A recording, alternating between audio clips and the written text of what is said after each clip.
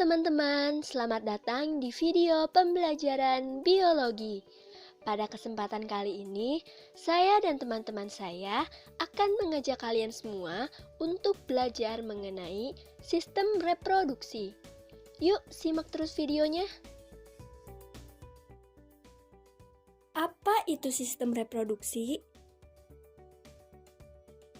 Sistem reproduksi adalah sistem yang menghasilkan gamet jantan atau betina agar makhluk hidup dapat menghasilkan keturunan berikutnya melalui fertilisasi. Apa saja sih organ yang terdapat di sistem reproduksi manusia itu? Organ yang pertama yaitu alat kelamin laki-laki. Alat kelamin laki-laki ini ada alat kelamin luar dan alat kelamin dalam. Alat kelamin luar berupa penis yang berfungsi sebagai alat kovulasi. Dan alat kelamin dalam terdiri dari testis. Testis tempat pembentukan sel kelamin jantan atau spermatozoa dan hormon kelamin atau testosteron. Yang kedua ada saluran reproduksi.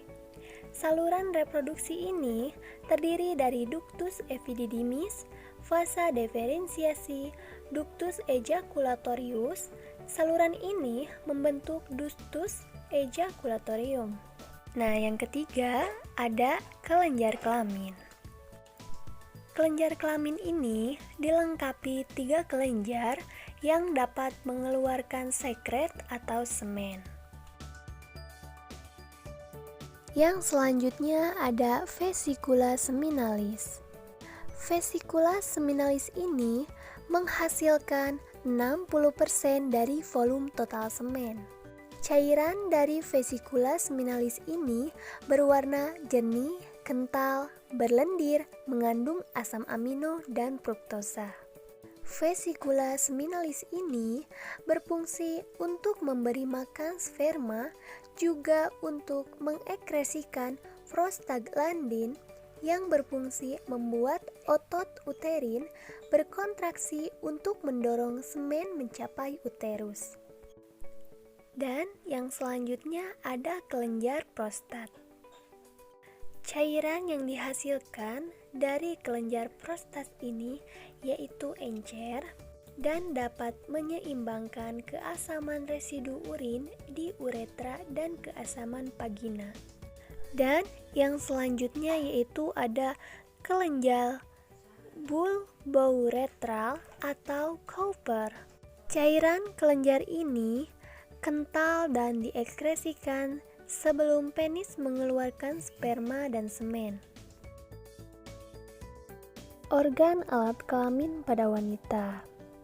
Nah, organ alat kelamin wanita ini ada alat kelamin luar yang terdiri dari yang pertama labia mayor atau bibir luar vagina yang tebal berlapis lemak, yang berperan penting untuk melindungi area kewanitaan dari kuman atau kotoran. Yang selanjutnya ada mons veneris. Mons veneris ini yaitu pertemuan antara kedua bibir vagina dengan bagian atas yang tampak membukit. Yang ketiga ada labia minor. Labia minor ini sebagai pelindung bagi saluran kemih pada wanita. Yang selanjutnya ada klitoris. Nah, klitoris ini yaitu tonjolan kecil disebut juga dengan kelentit yang berfungsi untuk sumber kenikmatan saat berhubungan. Dan yang selanjutnya ada muara saluran kencing. Muara saluran kencing ini adanya tepat di bawah klitoris.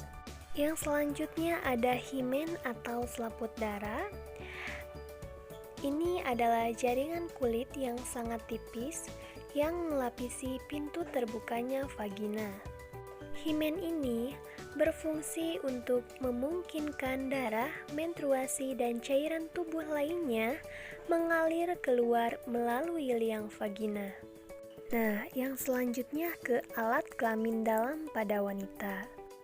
Yang pertama yaitu ada indung telur atau ovarium. Ovarium ini berjumlah sepasang dan terletak di rongga perut. Ovarium ini diselubungi oleh kapsul pelindung dan mengandung beberapa folikel. Yang kedua ada oviduk atau tuba falopi. Saluran oviduk ini menghubungkan ovarium dengan rahim atau uterus. Ujung oviduk berbentuk corong, berjumbai-jumbai atau pimbriae. Dan yang selanjutnya ada uterus atau rahim. Rahim ini tersusun atas 3 lapisan, yaitu perimetrium, miometrium, dan endometrium. Endometrium ini menghasilkan banyak lendir dan mengandung banyak pembuluh darah. Rahim ini merupakan ruangan untuk pertumbuhan dan perkembangan janin. Nah, yang selanjutnya ada vagina. Vagina ini sebuah tabung berlapiskan otot yang membujur ke arah belakang dan atas. Dan vagina ini adalah alat untuk mempermudah jalan keluarnya bayi atau mempermudah untuk melahirkan. Mekanisme pembentukan gamet. Sebelum terjadi pertemuan antara ovum dan sperma pada fertilisasi internal, terjadilah pembentukan gamet jantan dan gamet betina. Gamet jantan dibentuk di dalam testis, sedangkan gamet betina dibentuk di dalam ovarium. Mekanisme pembentukan gamet ini dibagi menjadi dua, yaitu spermatogenesis atau proses pembentukan spermatozoa di pria, dan oogenesis yaitu proses pembentukan sel telur pada wanita atau lebih tepatnya di ovarium. Pertama, kita akan bahas terlebih dahulu mengenai spermatogenesis. Sebagaimana kita ketahui bahwa spermatogenesis ini terjadi pada testis. Testis ini mengandung saluran. Salurannya itu disebut dengan tubulus seminiferus. Nah, di dalam tubulus seminiferus ini terdapat sel induk atau yang disebut dengan spermatogonium. Proses spermatogenesis ini dimulai pada saat setelah memasuki masa puber dan terjadi sepanjang hidup pada pria. Jadi terus-menerus sampai meninggal. Jadi tidak ada batasannya. Kemudian, proses spermatogenesis ini perharinya bisa menghasilkan sekitar 100 sampai 400 juta spermatid. Namun, hanya satu sperma saja yang dapat membuahi ovum. Nah, spermatid ini nantinya akan mengalami pematangan di epididymis dan tentu dipengaruhi oleh hormon testosteron. Untuk lebih mudah memahami spermatogenesis ini, bisa kalian lihat pada gambar. Tadi sudah saya sebutkan bahwa di tubulus seminiferus itu ada yang disebut dengan spermatogonium atau sel induk yang berkromosom diploid atau 2N.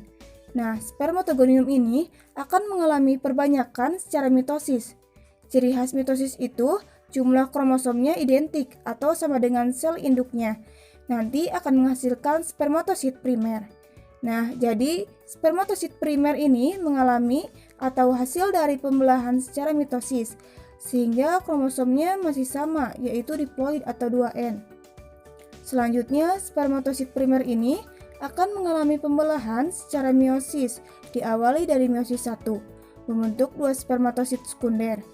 Nah, di sini terjadi pengurangan kromosom yang tadinya 2N menjadi N. Jadi, masing-masing spermatosit sekunder ini memiliki kromosom haploid atau N.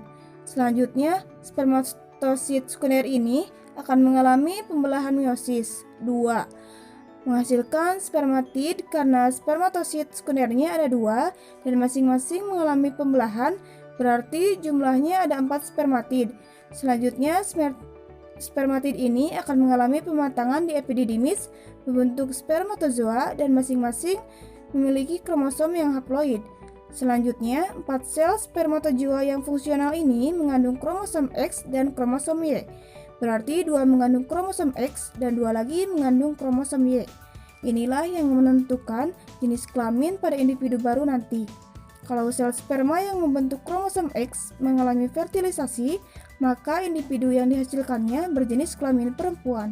Tetapi kalau sel sperma yang mengalami fertilisasinya membawa kromosom Y, berarti nanti akan menghasilkan individu baru dengan jenis kelamin laki-laki.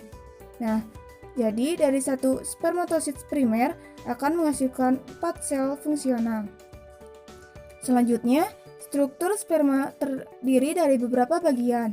Yang pertama ada bagian kepala, leher, selanjutnya ada bagian tengah dan juga bagian ekor.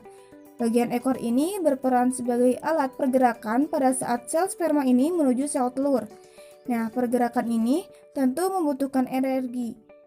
Nah, energi ini bersumber dari mitokondria yang terdapat di bagian tengah.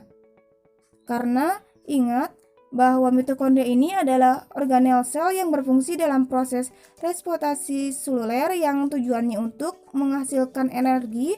Kemudian di bagian kepala ada nukleus yang berfungsi sebagai penentu sifat, kemudian ada juga bagian akrosom. Nah, akrosom ini banyak mengandung enzim, terutama enzim yang berfungsi untuk menembus bagian sel telur nanti saat fertilisasi. Nah, itulah yang disebut dengan struktur sperma. Dan selanjutnya kita bahas mengenai oogenesis. Oogenesis atau proses pembentukan sel telur ini terjadi di ovarium, tetapi berbeda dengan spermatogenesis.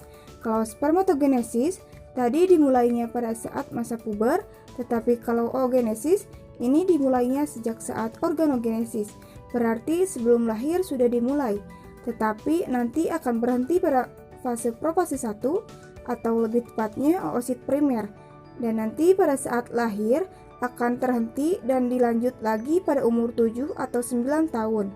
Pada umur 7 atau 9 tahun, jumlahnya nanti akan terus berkurang sekitar 300.000, bahkan nanti akan berkurang lagi sampai 400 sampai 500 saja. Nah, sisanya ini akan diovulasikan di setiap bulan. Untuk mempermudah memahami oogenesis, bisa kita lihat lagi pada gambar. Pertama, kita awali dari oogonium. Ini juga sama akan mengalami pembelahan secara mitosis, membentuk oosit primer sehingga kromosomnya masih diploid atau 2N. Selanjutnya, oosit primer ini akan memasuki pembelahan meiosis, berarti diawali dari meiosis 1. Oosit primer akan memasuki meiosis 1 membentuk badan polar dan oosit sekunder.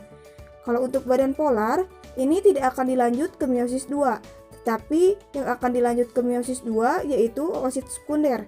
Inilah yang nantinya akan dibuahi atau mengalami fertilisasi di tuba Fallopi. Apabila oosit sekunder ini mengalami fertilisasi, maka akan dilanjut ke meiosis yang kedua. Jadi kalau tidak terjadi fertilisasi, ya tidak akan mengalami meiosis 2, berarti nanti akan mati dan meluruh dengan darah yang berasal dari endometrium.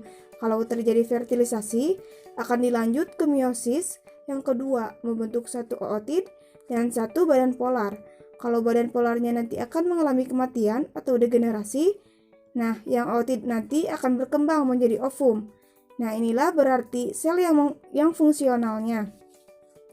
Jadi perbedaan dengan spermatogenesis adalah selain berdasarkan proses pembentukannya, juga bisa dilihat berdasarkan sel fungsionalnya. Kalau di spermatogenesis menghasilkan 4 sel yang fungsional, sedangkan kalau oogenesis hanya menghasilkan sel yang fungsional.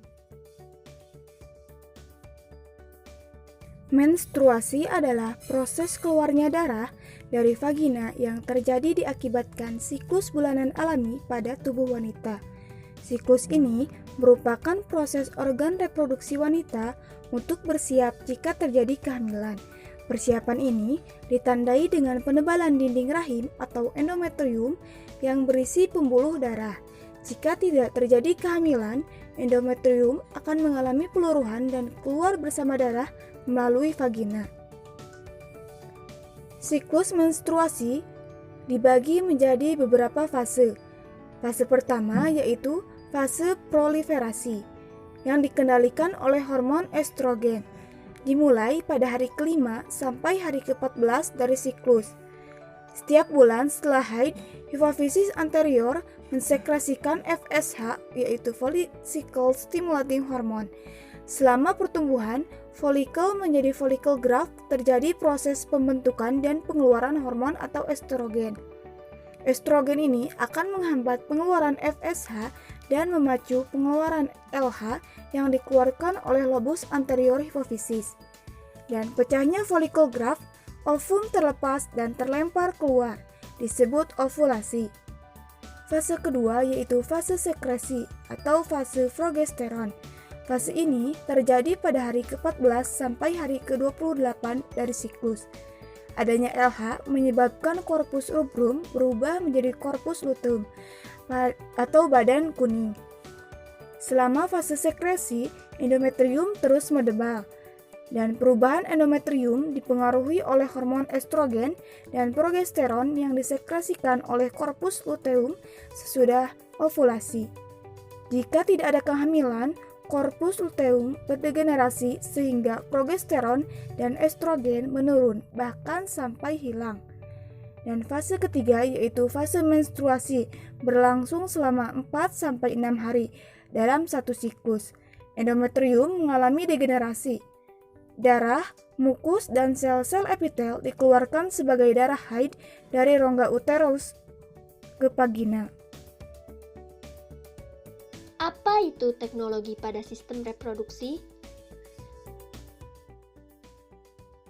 Teknologi pada sistem reproduksi atau teknologi reproduksi adalah ilmu reproduksi atau ilmu tentang perkembangbiakan yang menggunakan peralatan serta prosedur tertentu untuk menghasilkan suatu produk atau keturunan.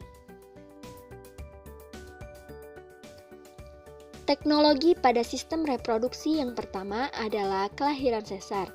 Kelahiran sesar adalah kelahiran yang dilakukan melalui tindakan operasi.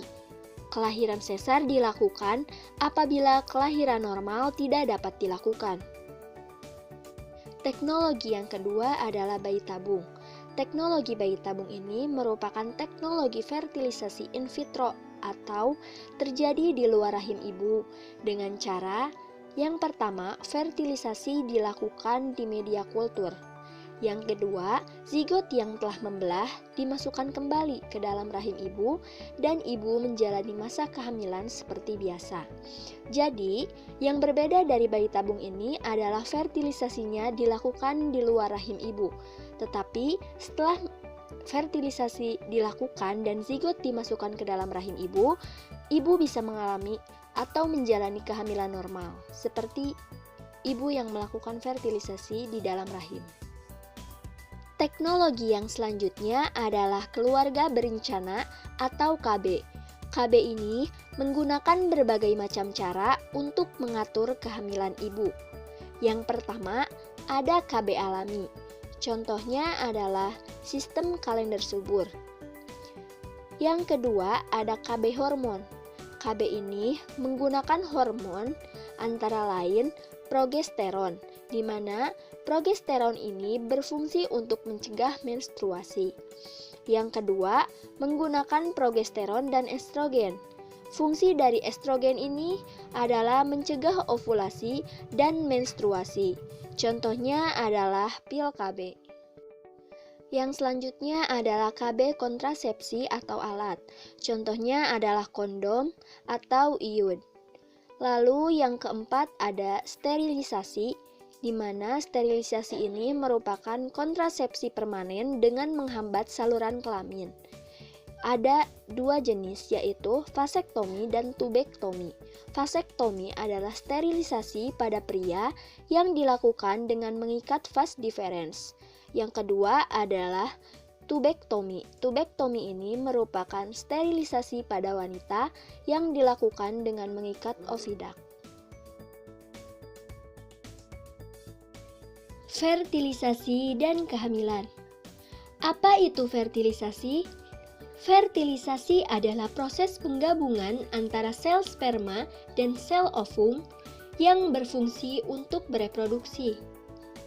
Pada manusia, proses fertilisasi terjadi secara internal atau di dalam organ tubuh, yaitu pada organ reproduksi wanita, tepatnya pada oviduct atau tuba Fallopi.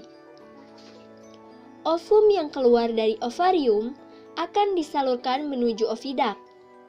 Di dalam ovidak, ovum akan menunggu datangnya sperma untuk membuahinya. Jika ovum tidak dibuahi, maka akan terjadi proses yang dinamakan menstruasi pada wanita. Namun, apabila terdapat sperma yang masuk ke dalam organ reproduksi wanita, sperma tersebut akan bergerak menuju ovidak untuk memfertilisasi sel ovum. Setelah terjadi fertilisasi, maka akan terjadi pembentukan zigot yang nantinya zigot tersebut akan menempel pada dinding rahim untuk mengalami pertumbuhan. Lalu, bagaimana perkembangan embrio di dalam rahim? Pada tahap pertama, sel telur yang telah dibuahi akan mengalami pembelahan menjadi 2 sel, 4 sel, 8 sel, 16 sel, dan seterusnya, hingga akhirnya sel tersebut akan menjadi satu kelompok sel baru yang disebut fase morula. Nah, pada fase morula terjadi pembentukan bola berongga yang disebut blastosit. Blastosit ini berdiferensiasi menjadi 3 bagian. Yang pertama, sel-sel terluar yang disebut tropoblast. Kemudian yang kedua, ada sel-sel bagian dalamnya yang disebut embrioblast. Dan yang ketiga, ada rongga berisi cairan yang disebut blastosol. Proses perubahan dari fase morula menjadi blastosit disebut blastulasi. Setelah terjadi pembentukan blastosit, kemudian turun ke uterus dan menanamkan diri di endometrium atau melakukan implantasi. Selanjutnya, embrioblast membelah diri menjadi satu kelompok sel yang sedikit menonjol dan diberi nama bintik benih. Sel-sel lapisan tropoblast mengeluarkan suatu cairan sehingga antara tropoblast dan bagian bintik benih terpisah. Akan tetapi, antara bintik benih dengan tropoblast masih saling berhubungan pada satu tempat yang dinamakan selom. Pada fase ini dinamakan fase blastula. Pada fase gastrula, bintik benih mengalami pertumbuhan sel dan membelah diri menjadi beberapa lapisan sel yang berlainan sifatnya. Lapisan-lapisan itu antara lain ektoderm, endoderm, dan mesoderm. Saat embrio tumbuh, endoderm berkembang menjadi batas epitelium gastrointestinum, alat pernapasan, serta sejumlah organ. Mesoderm membentuk peritoneum, otot, tulang, dan jaringan ikat lainnya. Sedangkan ektoderm membentuk kulit dan sistem saraf. Selama 9 bulan, janin terus mengalami perkembangan di dalam rahim ibunya. Pada bulan pertama, panjang janin mencapai 0,6 cm. Saat ini, tulang belakang dan saluran tulang belakang terbentuk. Calon tangan dan kaki muncul, jantung terbentuk, dan mulai berdetak. Pada bulan kedua, panjang dan berat janin mencapai 3 cm dengan berat 1 gram. Selain itu, pada bulan kedua ini, mata mulai muncul dan berjauhan letaknya. Hidung pipih, kemudian penulangan mulai terjadi. Tubuhnya mulai ada tangan, kaki, dan jari jemari terbentuk sempurna. Pembuluh darah utama juga terbentuk, lalu berbagai organ dalam berkembang. Pada bulan ketiga, panjang janin mencapai 7,5 cm dengan berat 28 gram. Pada bulan ini, mata berkembang sempurna, tetapi kelopak mata masih menyatu dengan mata. Hidung membentuk jalur dan telinga luar muncul. anggota gerak terbentuk sempurna dan kuku mulai berkembang. Dan detak jantung juga sudah mulai dideteksi. Pada bulan keempat, panjang janin sudah mencapai 18 cm dengan berat 113 gram. Pada bulan ini, proporsi kepala masih lebih besar daripada tubuhnya. Wajahnya mulai berbentuk manusia dan rambut kepala tumbuh. Kulitnya masih berwarna merah muda terang. Lalu, beberapa tulang mengeras dan sendi terbentuk. Pada bulan kelima, panjang janin mencapai 25 hingga 30 cm dengan berat 227 hingga 254 gram. Di bulan ini, proporsi kepala masih lebih besar daripada tubuhnya. Kemudian, rambut-rambut halus menyelubungi kulit. Kulit masih berwarna merah muda terang. Lalu, di bulan ke-6, panjang janin sudah mencapai 27 hingga 35 cm dengan berat 567 hingga 871 gram. Pada bulan ini, kepalanya mulai agak proporsional. Kulitnya masih keriput dan masih berwarna merah muda. Kemudian, kelopak matanya mulai terpisah dengan mata. Pada bulan ke-7, panjang janin mencapai 32 hingga 42 cm dengan berat 1135 hingga 1362 gram. Di bulan ini, kepala dan tubuh lebih proporsional dan kulit masih merah keriput. Di bulan ke-8, panjang janin sudah mencapai 41 hingga 45 cm dengan berat 2043 hingga 2270 gram. Di bulan ini, lemak subkutan mengendap, testis mulai turun ke skrotum, tulang kepalanya masih lunak, dan keriput kulit mulai berkurang. Di bulan ke-9, panjang janin sudah mencapai 50 cm dengan berat 3178 hingga 3405 gram. Di bulan ini, endapan lemak subkutan bertambah.